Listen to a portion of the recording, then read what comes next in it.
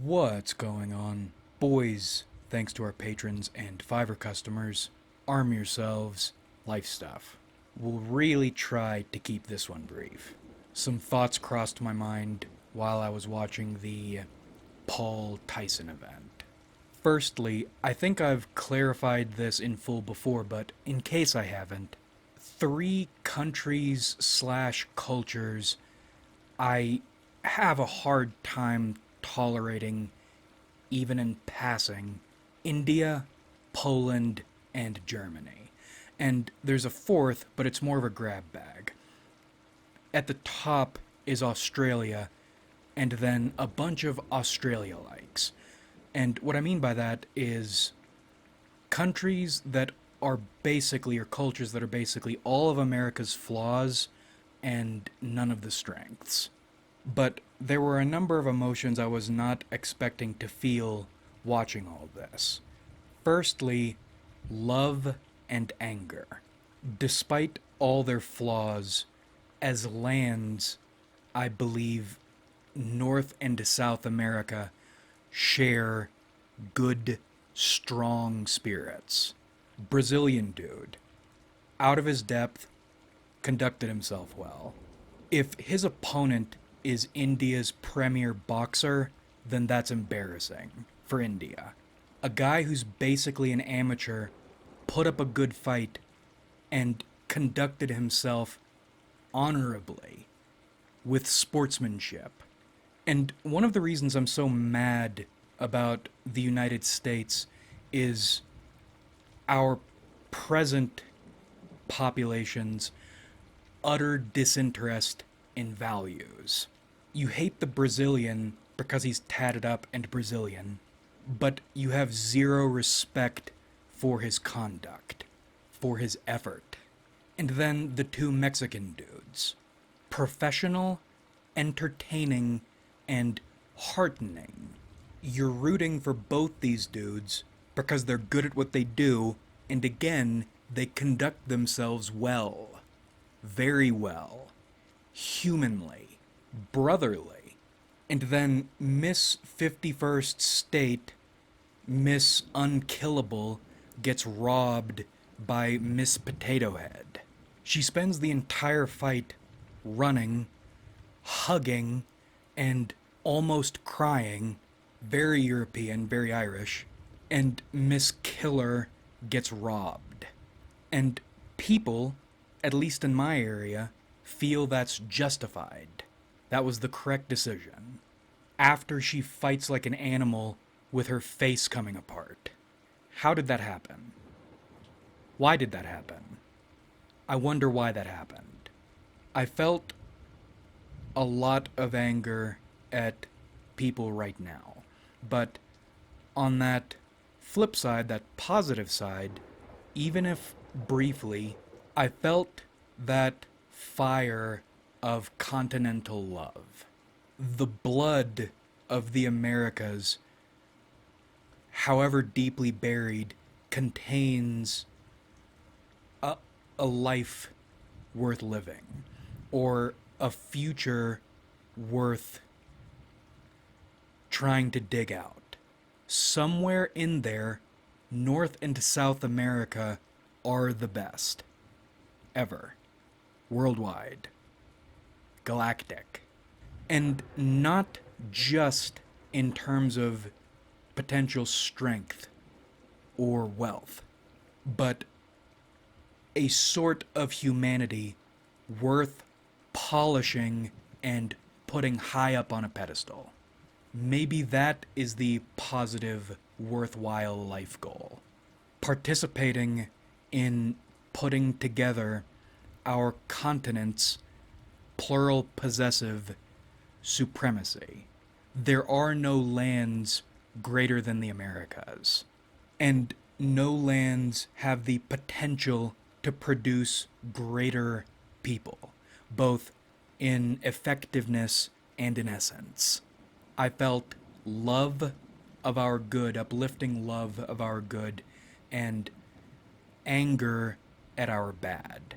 But as antibodies, not as antigens, with work we can purge the bad. NASA supremacy. That's how I feel. And then the second half, the sadder parts, everything I was thinking about during the Paul Tyson fight. Firstly, and I guess this does tie into the first half, you cannot just pray for a dream while ignoring reality. You need to buckle up for the ugly truth and prepare or join a system to deal with it, because it's not just, you don't just go face the ugly truth, you are forced to face the ugly truth, and if you are not prepared for it, it's going to hurt, it's going to devastate you. It would have been beautiful for Tyson to have gone in there and stomped Paul, but that's not the way reality works. You have limitations. They're only going to increase as time goes on, and if your plan for dealing with them is to hope, then you're doomed. And Saint O'Neill said it, when you're dealing with, or when you're in harsh circumstances, there's no lone gunslinger dude who works alone and does it his way. We talk about democracy being sickening. We talk about the way this individualism is good when it's working in tandem with collectivism. What we have going on right now is individualism posing as collectivism, and it's individualism at its worst. The last couple days I've been stuck on thinking about cooperation.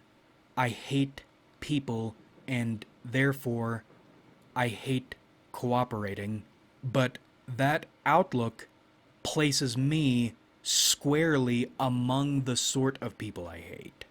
People who laud cooperation and unity, whatever word you want to use, and then cannot or will not cooperate on anything. We're diseased. I'm diseased. And I don't know what to do about that. I was thinking a lot about Slim, my current boss and benefactor, while I was watching the Tyson fight. He's a very old dude. He has fewer and fewer people he can rely on these days, and his pride makes him not want to rely on anyone, even if he could, which he increasingly can't, or if he needs to, which he increasingly needs to. And watching this situation slowly deteriorate has had me thinking about some stuff. A pattern I've noticed in my life, even going back to when I was a teenager, is this urge to step in and make sure, on any level I can, select elderly people are okay. In university, when I was physically and affectively frightening, in one of my mentor's classes, it's hard to describe, but in terms of social mood, I made it clear that I was backing this older professor. Especially after this dickhead ENTJ did that vague threat thing to him, and I was steaming. Older woman professor I had a lot of respect for and who treated me well. Walk her to her car at night and ended up being almost pseudo-security for her at these events. And in turn, she introduced me to a bunch of academic contacts. My stupid ass didn't appreciate or take advantage of at the time, because I was dumb. Anyway, over the last couple years, I have been feeling that drive towards Slim, but I've internally pumped the brakes on it. Because even though he's gone to bat for me, and I've made efforts to return the favor because I don't like scales being imbalanced, or if they are imbalanced, I want them imbalanced in my favor. I know internally I would end up not as important to him as he was, or he is, to me, would be. And I've been practicing coldness and compartmentalization. I've always wanted to keep an escape boat nearby in all social dealings, but I've been taking measures to turn that escape boat into something more like a gun barge. And I felt conflicted about that, but those conflicted feelings came to the surface during this Tyson fight. Red Dead Redemption 2. Is it so bad to take a gamble that love exists? Are you so afraid of the pain and consequences of betrayal, even if that betrayal and those consequences are inevitable, you're unwilling even to entertain any of your more positive feelings until you have fortified appropriately all of your colder feelings? I don't know what to do about that. You do need your coldness. You do need your negativity.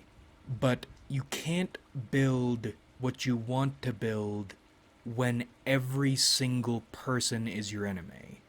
I think the pain of positivity gone negative hurts worse than just staying negative the entire time. And that's why you don't engage. But when positivity goes negative, it's not just feelings that hurt. There are big, bad, maybe even life-altering or life-ending consequences. But I don't have the answers, and I think people acting like they do have the answers when it's abundantly clear they don't makes me dig my heels deeper into what is the surer, stronger, more defensible position. At the cost of even entertaining the idea of building anything worth living for emotionally. It was depressing watching an old dude no longer able to do what he's good at get beat on by some young sack of shit cocksucker he would have eaten alive if he were the same age. But he wasn't the same age. He was an old, having trouble moving man.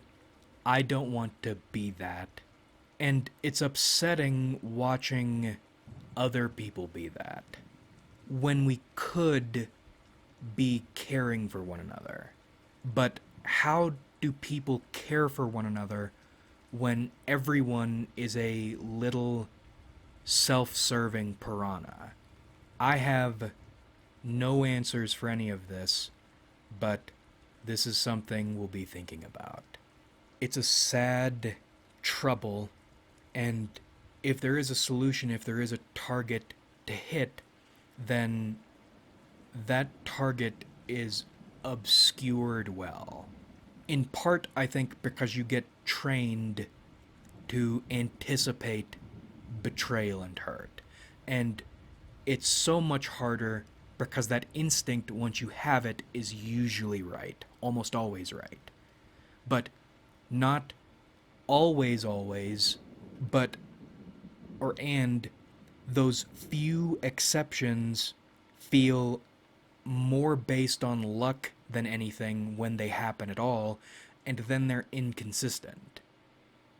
Because you'll have that moment or couple moments, and then you'll have a slew of tells or even negative actions that make that self-defense subroutine kick on.